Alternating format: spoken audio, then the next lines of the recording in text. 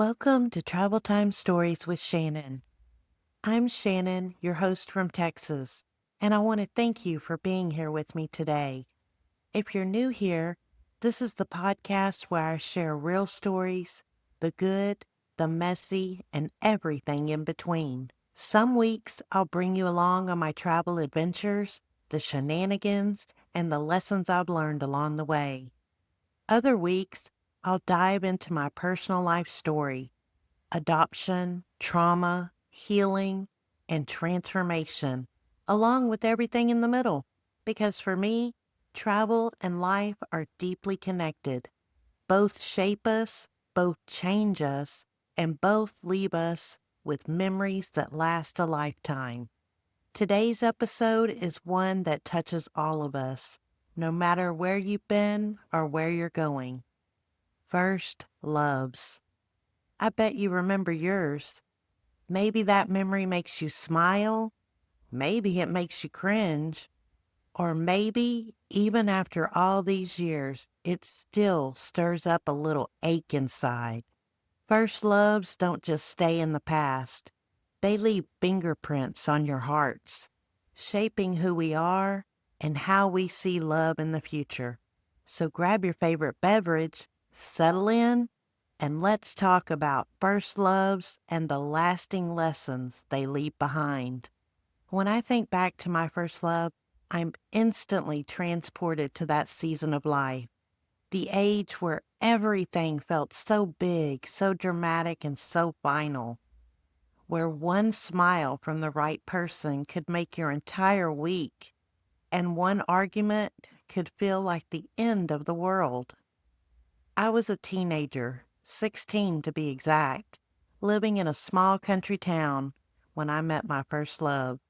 It was during a time of turmoil in my life, having just learned the news I was adopted, angry at the world, and suffering with low self-esteem issues.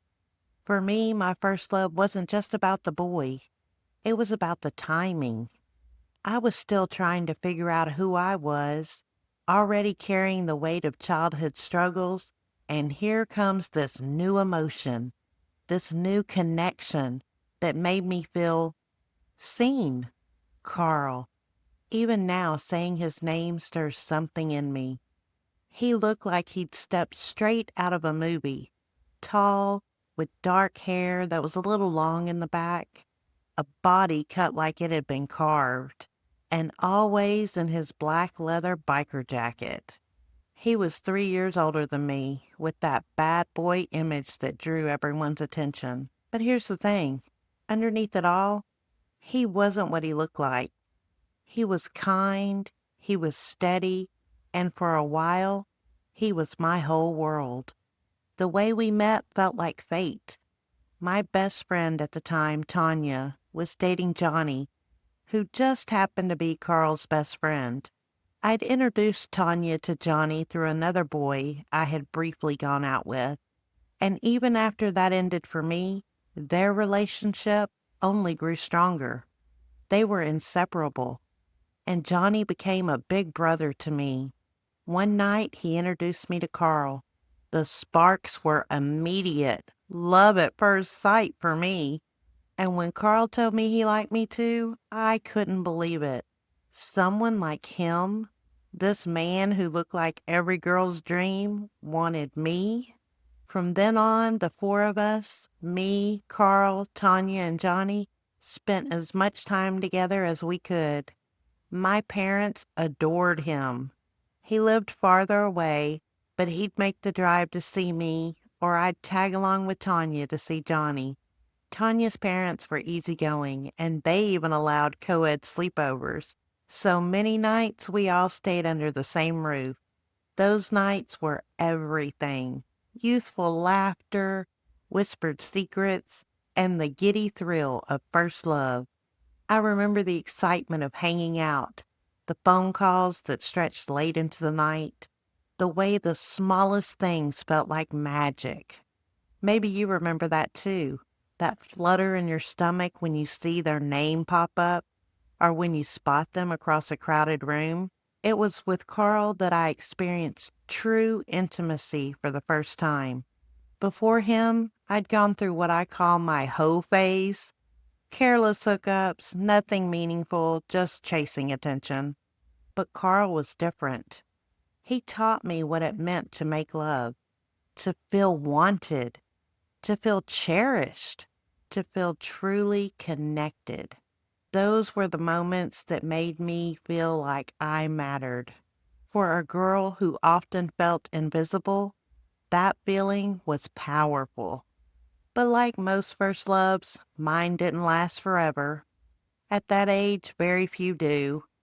Maybe it ends because of distance, because of growing up, or because we just don't know who we are yet. And if we don't know ourselves, how can we really know who we belong with? One day, out of the blue, Carl broke up with me. No explanation, no closure, just gone. I can still feel the crushing weight of that loss, the way my chest ached, the way I replayed every memory trying to figure out what I'd done wrong. He had been my everything, and suddenly I was nothing to him. You think you'll never get over it, never find that feeling again. To make matters worse, Tanya and Johnny stayed together, which meant Carl was still around. Seeing him, especially when he started seeing other girls, was unbearable. And it wasn't just losing Carl. It was like I lost Tanya too, because I couldn't bear to be around them anymore. Losing my first love and my best friend at the same time, it was like two deaths at once. My other friends tried to help. They'd take me out, introduce me to new guys, but no matter what, I compared them all to Carl. None of them measured up. None of them could. And yet, looking back now, I realize my first love wasn't just about the boy or the relationship. It was about what it taught me. It showed me how vulnerable love makes us. It revealed the parts of me that were desperate to be chosen, to be loved, to be valued. And it also showed me how fragile young love can be, how easily it can slip away. In many ways, that first heartbreak planted seeds of lessons I didn't fully understand until much later. Lessons and boundaries about not losing myself in another person, about not letting someone else's love or lack of it define my worth. Here's the thing about first loves. They remind me a lot of travel. Think about the first time you visited a new place. It was exciting, unfamiliar, maybe even a little scary. You didn't know what to expect. You were wide-eyed and soaking it all in. And no matter what happened, whether the trip was perfect or full of mishaps, that first journey changed you. It left you with a story, an experience, and a memory that stayed with you forever. That's what a first love does. It's a postcard from the past. Something sweet, sometimes bittersweet, but always a part of your story. Just like travel, first love shapes the way you approach what comes next. It sets a foundation, for better or for worse. Maybe it teaches you to open your heart. Maybe it warns you to guard it more carefully. But either way, it leaves you changed. Here's what I've learned. First love doesn't define your forever, but it does shape your journey. Looking back now, I realize that Carl was more than just my first boyfriend. He was my first real love.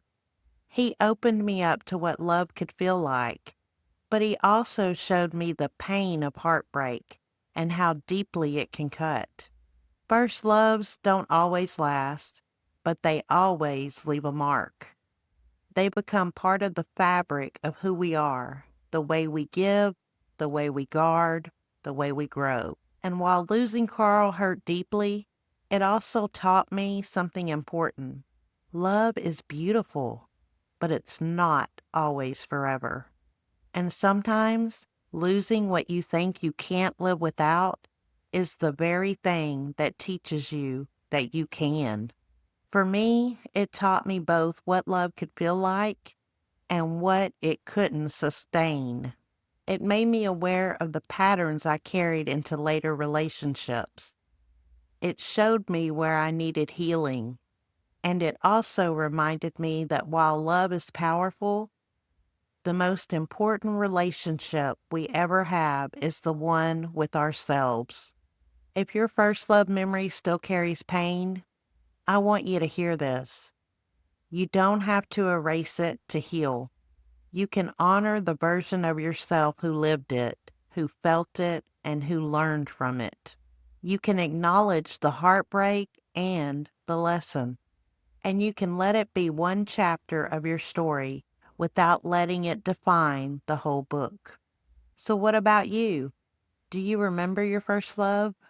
Was it sweet, silly, heartbreaking, or unforgettable? I would love to hear your story.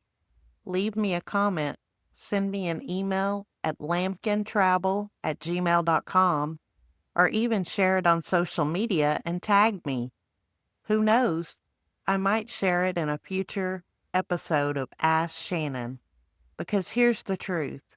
First loves may fade, but the lessons stay with us forever. First loves are rarely our last loves, but they are often our first teachers. Thanks for joining me today on Travel Time Stories with Shannon. Don't forget to subscribe, leave a review, and share this podcast with someone who might need a reminder that they aren't alone in their journey of love, loss, and healing. Until next time, keep making memories for life.